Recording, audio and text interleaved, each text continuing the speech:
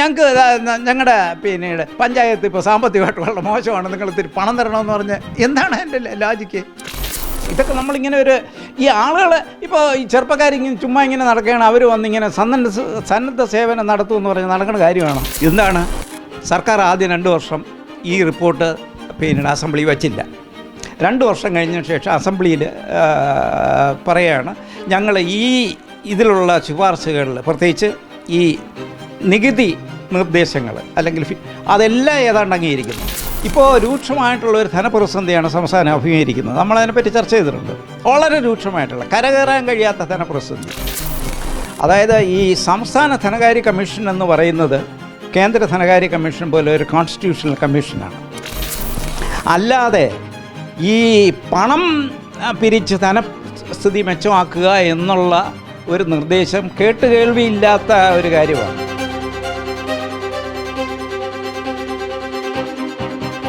നമസ്കാരം. നമ്മുടെ തദ്ദേശ സ്വയംഭരണ വകുപ്പ് ഒരു വിചിത്രമായൊരു ഉത്തരവ് പുറത്തിറക്കിയിരിക്കുകയാണ്. അതായത് നമ്മുടെ സംസ്ഥാനത്തിൻ്റെ വികസനത്തിന് ആവശ്യമായി തദ്ദേശ സ്വയംഭരണ സ്ഥാപനങ്ങൾ പിരിവ് നടത്തണം എന്നാണ് പറഞ്ഞു വയ്ക്കുന്നത്.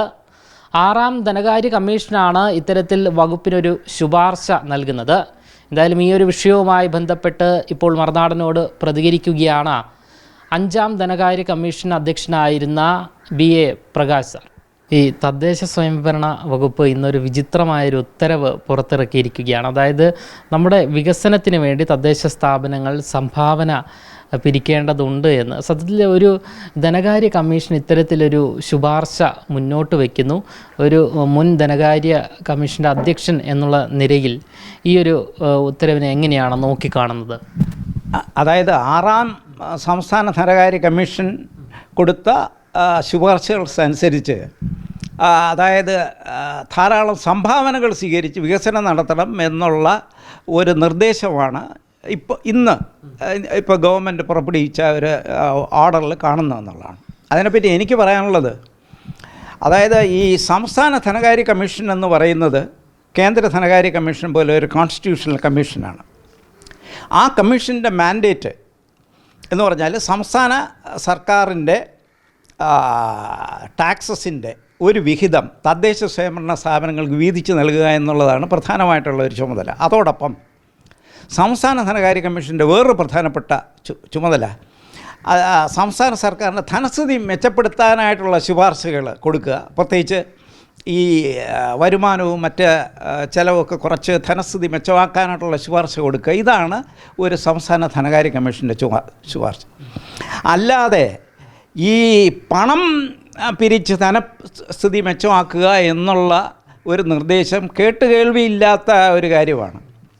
ഇതുവരെ ഒരു കേന്ദ്ര ധനകാര്യ കമ്മീഷനോ അല്ലെങ്കിൽ ഇവിടെ ഇപ്പോൾ സംസ്ഥാനത്തിപ്പോൾ 6 ധനകാര്യ കമ്മീഷൻ വന്നിട്ടുണ്ട്. അതിൽ ഈ 6ാമത്തെ സംസ്ഥാന ധനകാര്യ കമ്മീഷനാണ് ഇപ്പോൾ പറഞ്ഞിരിക്കുന്നത്. അതായത് ഈ സംഭാവനയും മറ്റും സ്വീകരിച്ച് ധനപ്രതിസന്ധി മാറ്റുക. അത് തീർച്ചയായിട്ടും ഒരു കമ്മീഷൻ്റെ ഉത്തരവാദിത്തത്തിൽ പെടുന്ന കാര്യമല്ല. ആ തരത്തിലുള്ള ഒരു ശുപാർശ തീർച്ചയായിട്ടും ഒരു കമ്മീഷൻ്റെ പ്രൊപ്രൈറ്റിക്ക് യോജിച്ച ആണെന്ന് ഞാൻ കരുതുന്നില്ല എന്നുള്ളതാണ്. പിന്നെ ഇതിൽ ഒരു ധനകാര്യ കമ്മീഷൻ, അതായത് ഒരു സർക്കാർ, ഇപ്പോൾ തദ്ദേശ ഒരു സ്ഥാപനം എന്ന് പറഞ്ഞൊരു സർക്കാരാണ്. ഒരു ഗ്രാമപഞ്ചായത്ത്, ഒരു മുനിസിപ്പാലിറ്റി അല്ലെങ്കിൽ മുനിസിപ്പൽ കോർപ്പറേഷൻ എന്ന് പറഞ്ഞ ഒരു സർക്കാരാണ്. ആ സർക്കാർ എങ്ങനെയാണ് വരുമാനം കണ്ടെത്തേണ്ടത്? അവർക്ക് ടാക്സ് പിരിക്കാനും ഫീസ് പിരിക്കാനും മറ്റ് പിരിക്കാനായിട്ടുള്ള നിയമപരമായിട്ടുള്ള അധികാരമുണ്ട്. അത് മാറ്റം വരുത്തുക.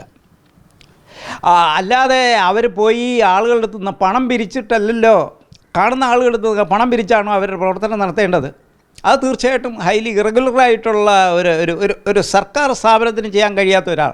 നമുക്കൊരു പ്രൈവറ്റ് സ്ഥാപനത്തിന് വേറെ ആർക്കെങ്കിലും എവിടെ നിന്നെങ്കിലും പണം പിരിച്ച് എങ്ങനെയെങ്കിലും നടത്താം. അങ്ങനൊരു സ്ഥാപനമല്ലല്ലോ ഒരു ഗ്രാമപഞ്ചായത്ത് അല്ലെങ്കിൽ ഒരു മുനിസിപ്പാലിറ്റി, ഒരു മുനിസിപ്പൽ കോർപ്പറേഷൻ. ഒരു സർക്കാരല്ലേ അവരെങ്ങനെ ഫങ്ഷൻ ചെയ്യണം? അവർ ഫങ്ഷൻ ചെയ്യേണ്ടതെന്ന് പറഞ്ഞാൽ അവർക്ക് വരുമാനം പറഞ്ഞിട്ടുണ്ട്, അവരുടെ ടാക്സസ് പറഞ്ഞിട്ടുണ്ട്, നോൺ ടാക്സ് ഉണ്ട്. ആ മേഖലയിൽ അങ്ങനെ ചെയ്യണം. ആ തരത്തിലുള്ള ഒരു രീതി അങ്ങനെ നമുക്ക് പ്രവർത്തിക്കാനൊക്കെ ഒരു സർക്കാർ സ്ഥാപനത്തിന്. അത് വിട്ട് ഇപ്പോൾ രൂക്ഷമായിട്ടുള്ള ഒരു ധനപ്രതിസന്ധിയാണ് സംസ്ഥാനം അഭിമുഖീകരിക്കുന്നത്. നമ്മളതിനെപ്പറ്റി ചർച്ച ചെയ്തിട്ടുണ്ട്. വളരെ രൂക്ഷമായിട്ടുള്ള കരകയറാൻ കഴിയാത്ത ധനപ്രതിസന്ധി. സംസ്ഥാന സർക്കാർ തന്നെ ഇപ്പോൾ പറഞ്ഞിരിക്കുന്നത് എന്താണെന്നറിയാം? ഈ കഴിഞ്ഞ സാമ്പത്തിക വർഷത്തെ തദ്ദേശ സ്വയംഭരണ സ്ഥാപനങ്ങൾക്ക് കൊടുത്തിരിക്കുന്ന പിന്നീട് പ്ലാൻ തുകയുടെ പകുതിയോളം വെട്ടിക്കുറച്ചിരിക്കുന്നു എന്നുള്ളതാണ്. അത്രയും മോശമായിട്ടുള്ള സ്ഥിതി. അങ്ങനെ ഒരു സാഹചര്യത്തിലായിരിക്കും ഇത്തരത്തിലുള്ള ഒരു ഓർഡർ സർക്കാർ ഇറക്കിയത്. പക്ഷേ എന്നാലും ആ തരത്തിലുള്ള ഒരു ഓർഡർ തീർച്ചയായിട്ടും ഒരു സർക്കാർ ഇറക്കിയത് തന്നെ വളരെ മോശപ്പെട്ട ഒരു കാര്യമാണ്. ഒരു ധനകാര്യ കമ്മീഷൻ ശുപാർശ ചെയ്തതും ശരിയായ ഒരു കാര്യമായിട്ട് ഞാൻ കാണുന്നില്ല. പിന്നെ ഈ ഒരു ധനകാര്യ കമ്മീഷൻ്റെ ടേംസ് ഓഫ് റെഫറൻസിൽ പ്രധാനമായിട്ട് പറയുന്നത് സംസ്ഥാന നികുതി വിഹിതത്തിൻ്റെ ഒരു ഭാഗം പിന്നീട് തദ്ദേശ സ്വയംഭരണ സ്ഥാപനങ്ങൾക്ക് കൊടുക്കുക, ടാക്സ്, ഡ്യൂട്ടീസ്, ടോൾസ് ഇവയുടെ പിരിവ് എങ്ങനെ വ്യത്യാസം വരുത്താം, അതോടൊപ്പം തന്നെ ഗ്രാൻഡിൻ്റെ എങ്ങനെയാണ് കൊടുക്കേണ്ടത്, ധനകാര്യ നില മെച്ചപ്പെടുത്താനായിട്ടുള്ള ശുപാർശകൾ. ഇതിലൊന്നും ഈ 6ാം സംസ്ഥാന ധനകാര്യ കമ്മീഷൻ കൊടുത്ത ശുപാർശ വരുന്നില്ല. അതുകൊണ്ടാണ് ഞാനത് പറഞ്ഞത് അത് ഒരു ശരിയായ ശുപാർശയല്ല, അത് വളരെ ഇംപ്രോപ്പറായിട്ടുള്ളൊരു ശുപാർശയായിട്ട് നമുക്ക് കാണണം. ഇത് പറയുമ്പോൾ ഒരു കാര്യം കൂടെ ഉണ്ട്. ഇപ്പോൾ 5ാം സംസ്ഥാന ധനകാര്യ കമ്മീഷനിൽ ഞാൻ അധ്യക്ഷനായിരുന്നതാണ്. ഞങ്ങളുടെ കമ്മീഷനിൽ ഈ ധനസ്ഥിതി മെച്ചപ്പെടുത്താനായിട്ടുള്ള ഒട്ടേറെ ശുപാർശകൾ കൊടുത്തു.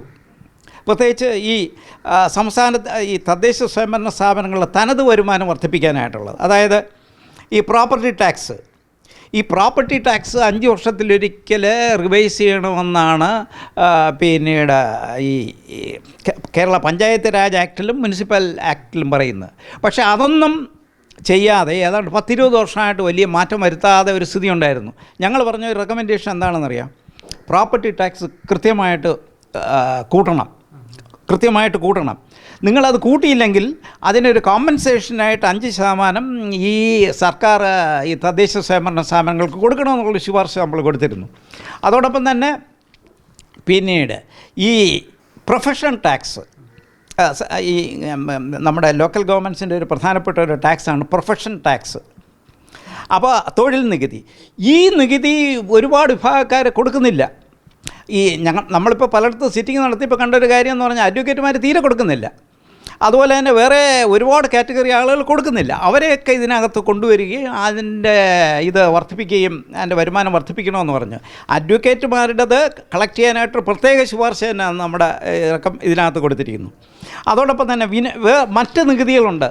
അതൊന്നും പ്രോപ്പറായിട്ട് പരസ്യ നികുതി, പ്രദർശന നികുതി, സേവന നികുതി, ഇതുപോലുള്ള പല നികുതികളുണ്ട്. ഇതൊന്നും കാര്യമായിട്ട് ഈ തദ്ദേശ സ്വയംഭരണ സ്ഥാപനങ്ങൾ പിരിച്ചെടുക്കുന്നില്ല.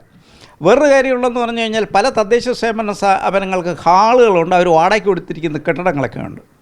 പക്ഷേ ഇതിൻ്റെ റെൻറ്റ് റേറ്റൊക്കെ എന്ന് പറഞ്ഞാൽ വളരെ മോശമായിട്ടുള്ള വളരെ ചുരുങ്ങിയ റേറ്റുകളാണ്. അതൊക്കെ ഒന്ന് റിവൈസ് ചെയ്യണമെന്ന് പറഞ്ഞു. ഇപ്പോൾ നിങ്ങളിപ്പോൾ ഒരു മുനിസിപ്പാലിറ്റി ഒരു ദിവസം ഒരു ഹാൾ വാടകയ്ക്ക് കൊടുക്കുന്നു, അവിടെ 4000 രൂപയാണ് അതിന് ചാർജ് ഈടാക്കുന്നത്. ഈ 4000 രൂപയെന്ന് പറഞ്ഞാൽ അത് ക്ലീൻ ചെയ്യാൻ തന്നെ വേണം. അതേസമയത്ത് അതേ വലിപ്പത്തിലുള്ളൊരു ഹാൾ വെളിയിലെടുത്തു കഴിഞ്ഞാൽ നിങ്ങൾ 50,000 രൂപ കൊടുക്കണം. അത്രയും വ്യത്യാസമുണ്ടെന്ന് നമ്മൾ കണ്ട കാര്യമാണ്. അപ്പോൾ ഈ തരത്തിലുള്ള ഒരുപാട് ശുപാർശ കൊടുത്തു. ഈ സർക്കാർ എന്ത് ചെയ്തു എന്നറിയാം? നമ്മളിപ്പോൾ കൊടുത്ത ശുപാർശ, നമ്മൾ ഈ റിപ്പോർട്ട് കൊടുത്തിരിക്കുന്നതെന്ന് പറഞ്ഞാൽ 2015 ഡിസംബറിലാണ് കൊടുത്തത്. 2016-17 മുതൽ 5 വർഷക്കാലം നടപ്പിലാക്കാനായിട്ടുള്ള ശുപാർശകളാണ് കൊടുത്തിരുന്നത്. എന്താണ് സർക്കാർ ആദ്യം 2 വർഷം ഈ റിപ്പോർട്ട് പിന്നീട് അസംബ്ലി വച്ചില്ല. 2 വർഷം കഴിഞ്ഞ ശേഷം അസംബ്ലിയിൽ പറയുകയാണ്, ഞങ്ങൾ ഇതിലുള്ള ശുപാർശകളിൽ പ്രത്യേകിച്ച് ഈ നികുതി നിർദ്ദേശങ്ങൾ അല്ലെങ്കിൽ അതെല്ലാം ഏതാണ്ട് അംഗീകരിക്കുന്നു. അത് മുഴുവൻ ഫലത്തിൽ മുഴുവൻ അംഗീകരിക്കുന്നു. അതുമൂലം നമ്മുടെ ധനസ്ഥിതി മെച്ചപ്പെടുത്താൻ ശ്രമിക്കുന്നു എന്ന് പറയും. അടുത്ത 3 വർഷം കഴിഞ്ഞു. 3 വർഷം കഴിഞ്ഞതിന് ശേഷം ഈ നികുതി നിർദ്ദേശങ്ങളൊന്നും നടപ്പിലാക്കിയില്ല എന്നുള്ളതാണ്. അന്ന് ഈ നിർദ്ദേശങ്ങൾ നടപ്പിലാക്കിയിരുന്നുവെങ്കിൽ തദ്ദേശ സ്വയംഭരണ സ്ഥാപനങ്ങളുടെ സ്ഥിതി എത്രയോ മെച്ചപ്പെടുമായിരുന്നു. അതായത് 10-20 വർഷമായിട്ട് വസ്തുനികുതിയിൽ കാര്യമായ ഒരു വർധന വരുത്താത്തൊരു സ്ഥിതി ഉണ്ടായിരുന്നു. നമ്മൾ പറഞ്ഞെന്താണ്, നിങ്ങൾ 5 വർഷത്തിലൊരിക്കലെങ്കിലും ഒരു റിവിഷൻ നടത്തണം. വേറെ ഒരുപാട് നികുതികൾ പിരിക്കാനായിട്ടുള്ള ചില സാങ്കേതിക തടസ്സങ്ങൾ, അതായത് ഒരു നികുതി പിരിക്കണമെങ്കിൽ ഓരോ തദ്ദേശ സ്വയംഭരണ സ്ഥാപനങ്ങൾ ബൈല ഉണ്ടാക്കണം, അതിന് ഗവൺമെൻറ്റിൻ്റെ അനുമതി വേണം, മറ്റത് വേണം, മറിച്ച് വേണം, ഇങ്ങനെയൊക്കെയുള്ള കുറേ ഇതുണ്ടായിരുന്നു. അതിനൊന്നും മെനക്കെടാൻ പോകാത്തതുകൊണ്ട് പല തദ്ദേശ സ്വയംഭരണ സ്ഥാപനങ്ങൾ പല നികുതികളും പിരിച്ചിരുന്നില്ല എന്നുള്ളതാണ്. വളരെ മോശപ്പെട്ട ഒരു സിറ്റി. ഇതെല്ലാം നല്ലവണ്ണം വളരെ ഞങ്ങളുടെ കമ്മീഷൻ ഏറ്റവും വലിയ പ്രാധാന്യം കൊടുത്തിരുന്ന ഈ ഇതിനാണ്. വളരെ ഗൗരവമായിട്ട് നമ്മൾ പഠിച്ചിട്ടാണ് ഈ നിർദ്ദേശങ്ങൾ കൊടുത്തത്. അത് നടപ്പിലാക്കിയില്ല എന്നുള്ളതാണ്. പിന്നെ വേറൊരു കാര്യം നമ്മൾ ഇതിനെപ്പറ്റി പറയാനുള്ളൊരു കാര്യം എന്ന് പറഞ്ഞു കഴിഞ്ഞാൽ, ഈ ജനകീയ ആസൂത്രണം സംസ്ഥാനത്ത് നടപ്പിലാക്കിയല്ലോ. 1997-98 ജനകീയ ആസൂത്രണം നടപ്പിലാക്കിയത്. അന്ന് ഈ ജനകീയ ആസൂത്രണത്തെപ്പറ്റി അന്നത്തെ സർക്കാർ പറഞ്ഞുകൊണ്ടിരുന്നത് എന്താണെന്നറിയാം? കേരളം ഇന്നുവരെ കണ്ടിട്ടുള്ള ഏറ്റവും ബൃഹത്തായ പദ്ധതിയും ലോകത്തിന് തന്നെ മാതൃകയാകാൻ പോകുന്ന വികസന മോഡലാണെന്നും പറഞ്ഞുകൊണ്ടാണ് അന്ന് ജനകീയ ആസൂത്രണം നടപ്പിലാക്കിയത്. അന്ന് ഞാൻ കാലിക്കറ്റ് യൂണിവേഴ്സിറ്റിയിലായിരുന്നു. അന്ന് തൃശ്ശൂരുള്ള 3-4 പഞ്ചായത്തുകളിൽ ഞാൻ സന്ദർശിച്ചിട്ട് അന്ന് അവിടെ എന്താണ് നടക്കണമെന്ന് പരിശോധിച്ചു. 3-4 പഞ്ചായത്തിൽ. അതിൽ കണ്ട കാര്യം എന്താണെന്നറിയാം? അതായത് ഈ 3-4 ഇനം മൂലം, അതായത് സന്നദ്ധ സേവനം, സംഭാവന, ഗുണഭോക്തൃ വിഹിതം വഴി വികസന പ്രോജക്റ്റുകൾക്ക് ധാരാളം പണം നേടാമെന്നാണ് പറഞ്ഞുകൊണ്ടാണ് തുടങ്ങിയത്. ഞങ്ങൾ പരിശോധിച്ച ഈ 3-4 പഞ്ചായത്തിൽ പരിശോധിച്ചപ്പോൾ കണ്ടൊരു കാര്യം എന്താണെന്ന് അറിയാം? സന്നദ്ധ സേവനം എന്ന് പറഞ്ഞാൽ 1-2 റോഡ് പണിയാൻ വേണ്ടി 2-3 ദിവസം ചെറുപ്പക്കാർ വന്നു എന്നുള്ളത് കഴിഞ്ഞ് വേറൊരു സന്നദ്ധ സേവനം അവിടെ കണ്ടില്ല. പിന്നെ അതുപോലെ തന്നെ സംഭാവനയൊന്നും ആരും സംഭാവന കൊടുത്തില്ല. ഈ ഗുണഭോക്തൃ വിഹിതം എന്ന് പറയുന്നത് എന്താണെന്നറിയാം? നിങ്ങളൊരു പ്രോജക്റ്റ് നടപ്പിലാക്കി കഴിഞ്ഞ് കഴിഞ്ഞാൽ, ഇപ്പോൾ ഒരു വാഴ കൃഷിക്ക് ഒരു തദ്ദേശ സ്വയംഭരണ സ്ഥാപനങ്ങൾ ഒരു ഇത് കൊടുത്തു. അപ്പോൾ ഈ വാഴ കൃഷി ചെയ്യാനും അതിനു വേണ്ടിയുള്ള ചിലവും അത് കൊല ആക്കുന്നവരെയുള്ള കർഷകനുള്ള ചിലവാണ് ഗുണഭോക്തൃ വിഹിതം അങ്ങനെ കണക്കാക്കിയിരിക്കുന്നത്. അങ്ങനെ വളരെ ഇങ്ങനെയൊക്കെയാണ് അന്ന് പറഞ്ഞിരുന്നത്. എന്ന് പറയുമ്പോൾ ഈ സന്നദ്ധ സേവനം, സംഭാവന, ഗുണഭോക്തൃ വിഹിതം വഴി കാര്യമായിട്ട് ഒന്നും നടന്നില്ല എന്നാണ് അന്ന് തന്നെ എനിക്ക് കാണാൻ കഴിഞ്ഞത്. അപ്പോൾ ഇതൊരു സക്സസ്ഫുള്ളായിട്ടുള്ളൊരു കാര്യമല്ല. ഇതൊക്കെ നമ്മളിങ്ങനെ ഈ ആളുകൾ ഇപ്പോൾ ഈ ചെറുപ്പക്കാരിങ്ങനെ ചുമ്മാ ഇങ്ങനെ നടക്കുകയാണ്. അവർ വന്നിങ്ങനെ സന്നദ്ധ സേവനം നടത്തുമെന്ന് പറഞ്ഞ് നടക്കുന്ന കാര്യമാണ്. അവർ വന്ന് റോഡ് പണി ചെയ്യുമോ? അല്ലെങ്കിൽ അവരതുപോലുള്ള കാര്യങ്ങൾ ചെയ്യുമോ? അവരൊന്നും ചെയ്യാൻ പോണില്ല. പണം വേണമെന്ന് പറഞ്ഞാൽ ആരെങ്കിലും തരുമോ? ആളുകൾ ചുമ്മാ പണം തരുമോ? ഞങ്ങളുടെ പിന്നീട് പഞ്ചായത്ത് ഇപ്പോൾ സാമ്പത്തികമായിട്ട് വളരെ മോശമാണ്, നിങ്ങൾ ഇത്തിരി പണം തരണമെന്ന് പറഞ്ഞ് എന്താണ് എൻ്റെ ലോജിക്ക്? അപ്പോൾ ഈ സന്നദ്ധ സേവനം, സംഭാവന, ഈ തരത്തിലുള്ള ഈ പരിപാടികളൊന്നും കേരളത്തിലെ വിജയകരമായിട്ടുള്ളൊരു കാര്യമല്ല, പ്രായോഗികമായിട്ടുള്ള കാര്യമല്ല. അത് നിയമപരമായിട്ട് ശരിക്കും സ്റ്റാൻഡ് ചെയ്യുന്ന കാര്യങ്ങളുമല്ല. ഒരു ഗവൺമെൻറ്, ഒരു തദ്ദേശ സ്വയംഭരണ സ്ഥാപനം എന്ന് പറഞ്ഞൊരു ഗവൺമെൻറ് ഈ തരത്തിലുള്ള ഫണ്ട് സ്വീകരിച്ച് അവരുടെ കാര്യങ്ങൾ നടത്തിക്കൊണ്ട് പോകണമെന്ന് പറയുന്നതിൽ എന്താ അർത്ഥം? ഇപ്പോൾ ഈ ചെയ്തിരിക്കുന്ന മുഴുവൻ എനിക്ക് തോന്നുന്നതെന്ന് പറഞ്ഞാൽ സർക്കാർ രൂക്ഷമായിട്ടുള്ള ധനകാര്യ പ്രതിസന്ധിയിലാണ്. അതായത് കഴിഞ്ഞ സാമ്പത്തിക വർഷത്തെ അവരുടെ പ്ലാൻ ഫണ്ടിൻ്റെ പകുതി വെട്ടിക്കുറച്ചിരിക്കുകയാണ്. ട്രഷറി പോയാൽ ബില്ലൊന്നും പാസ്സാകുന്നില്ല. അങ്ങനെ വളരെ മോശപ്പെട്ട ഒരു സാഹചര്യമാണ്. അപ്പോൾ ആ സാഹചര്യത്തിലാണ് എങ്ങനെയെങ്കിലും കുറേ പണം പിരിച്ച് കാര്യങ്ങൾ നടത്തിക്കൊണ്ട് പോവുക എന്ന് വളരെ കാഷ്വലായിട്ടുള്ള ഒരു രീതിയിലേക്ക് സർക്കാർ പോയത്. അത് തീർച്ചയായിട്ടും ഗുണത്തെക്കാളും വളരെ ദോഷകരമായിട്ടുള്ള പ്രവണതയെ ഇത് ഉണ്ടാക്കൂ എന്നാണ് എൻ്റെ ഒരു വിലയിരുത്തൽ. നമ്മുടെ ഈ പഞ്ചായത്തുകളിൽ പദ്ധതി നടത്തിപ്പ് കാണുന്ന ഒരു പ്രവണത എന്താണെന്നറിയാം? മൊത്തത്തിൽ പദ്ധതി തുക എത്രയുണ്ടാവും അതിനെ അവിടെ അംഗങ്ങളെല്ലാവരും കൂടി ഈക്വലായിട്ട് വീതിച്ചെടുക്കും. അവിടെ ആവശ്യമുണ്ടോ ഇല്ലയെന്നുള്ള ഈക്വലായിട്ട് വീതിച്ചെടുത്തിട്ട് അവർ തന്നെ ഏതാണ്ട് അവർക്ക് ഇഷ്ടപ്പെട്ട കോൺട്രാക്ടർമാരെ നിയമിക്കുന്നു, അല്ലെങ്കിൽ ബെനിഫിഷ്യറി കമ്മിറ്റി എന്ന് പറഞ്ഞൊരു കമ്മിറ്റി ഉണ്ടാക്കി ഇങ്ങനെ ചിലവാക്കുന്നു. നമ്മുടെ ഇവിടുത്തെ ഈ പദ്ധതി നടത്തിപ്പിൽ, തദ്ദേശ സ്വയംഭരണ സ്ഥാപനങ്ങളുടെ പദ്ധതി നടത്തിപ്പിൽ വലിയ തോതിലുള്ള അഴിമതി ഉണ്ടെന്നാണ് എൻ്റെ ഒരു വിലയിരുത്തൽ.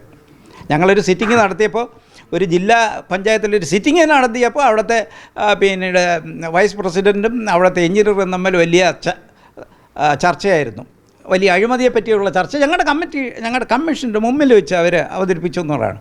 അപ്പം നമ്മുടെ ഈ ഇന്നത്തെ രീതി അനുസരിച്ച് ഈ മെമ്പേഴ്സ് കാണുന്ന അവരുടെ ഒരു വരുമാന മാർഗമായിട്ട് എല്ലാവരും കാണുന്നില്ല, അതിലൊരു തീരെ കുറഞ്ഞതല്ലാത്ത ഒരു വിഭാഗം ആളുകൾ, നമ്മുടെ ഇലക്റ്റഡ് മെമ്പേഴ്സ് മുഴുവനും കാണുന്നത് ഈ പദ്ധതി നടത്തിപ്പെന്ന് പറഞ്ഞു കഴിഞ്ഞാൽ അതിലവർക്ക് കുറച്ച് ആനുകൂല്യം കിട്ടുന്നു എന്നുള്ള അങ്ങനെ ഒരു സംവിധാനം നിലനിൽക്കുന്നു.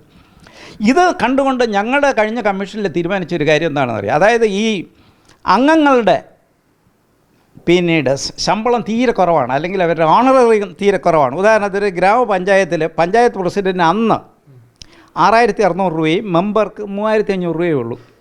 അതോടൊപ്പം തന്നെ ഒരു ഡിസ്ട്രിക്ട് പഞ്ചായത്ത് പ്രസിഡൻറ്റിൽ അന്ന് 7,900 രൂപയും മെമ്പർക്ക് 4,400 രൂപയും ഉള്ളൂ. ഒരു മുനിസിപ്പാലിറ്റിയിൽ 7,300 രൂപ ചെയർമാനും മെമ്പർക്ക് 4,100. അന്ന് അവിടെ നമ്മുടെ ഈ കമ്മീഷനിൽ വന്ന ഇവർ മെമ്പേഴ്സ് പറഞ്ഞു ഞങ്ങളുടെ തീരെ നിവൃത്തിയില്ല. അപ്പോൾ അന്നത്തെ ഒരു റെക്കമെൻഡേഷൻ എന്താണെന്ന് ഇത് ഇരട്ടിയാക്കണമെന്നാണ്. ഇത് ഇരട്ടിയാക്കണം. ഏത് ഇരട്ടിയാക്കണം? മെമ്പേഴ്സിൻ്റെ എല്ലാം ഇരട്ടിയാക്കണം. അതോടൊപ്പം തന്നെ പ്രസിഡൻറ്റ്, ഡിസ്ട്രിക്ട് മേയർ അങ്ങനെയുള്ളവരുടെ 2 ഇരട്ടിയാക്കണമെന്നൊരു ശുപാർശ എടുത്തു. അത് ആദ്യമേ ഗവൺമെൻറ് അങ്ങ് അത് നടപ്പിലാക്കിയ ഒരു ശുപാർശയാണ്. അതിൽ എല്ലാവരുടെ ഇരട്ടിയാക്കി എന്നുള്ളതാണ്. അപ്പോൾ ഞങ്ങളുടെ ഈ കമ്മീഷൻ്റെ ഇത് മൂലമാണ് ഒറ്റയടിക്ക് അവർ തന്നെ പറഞ്ഞു ഇങ്ങനെ ഈ ചരിത്രത്തിൽ ഉണ്ടായിട്ടില്ല. ഒറ്റയടിക്ക് അതെ ഒരു രാഷ്ട്രീയ ഇടപെടലോ വേറെ ഒന്നും അല്ല, ഒരു കമ്മീഷൻ്റെ വിലയിരുത്തലിൽ വളരെ മോശപ്പെട്ട ഒരു വരുമാനമാണ് അവർക്ക് കിട്ടുന്നതെന്ന് പറഞ്ഞാൽ അങ്ങനെ ഒരു കാര്യം ഞങ്ങൾ ചെയ്തു എന്ന് ഞാൻ പറയായിരുന്നു. അപ്പോൾ ഇതൊക്കെ ആണെങ്കിലും ഇവർക്ക് കിട്ടുന്ന വരുമാനം ഇപ്പോൾ നമ്മുടെ MLA-മാർക്കോ അല്ലെങ്കിൽ ബാക്കിയുള്ളവർക്ക് കിട്ടുന്ന ആനുകൂല്യമില്ല. MLA-മാർക്കൊക്കെ നല്ല ശമ്പളവും ഒരുപാട് ആനുകൂല്യങ്ങളുണ്ട്. ഇവർക്ക് വേറെ അങ്ങനെ ആനുകൂല്യങ്ങളില്ല. റിട്ടയർമെൻറ്റ് കഴിഞ്ഞതിന് ശേഷം അവർക്ക് പെൻഷനില്ല, വേറൊന്നുമില്ല.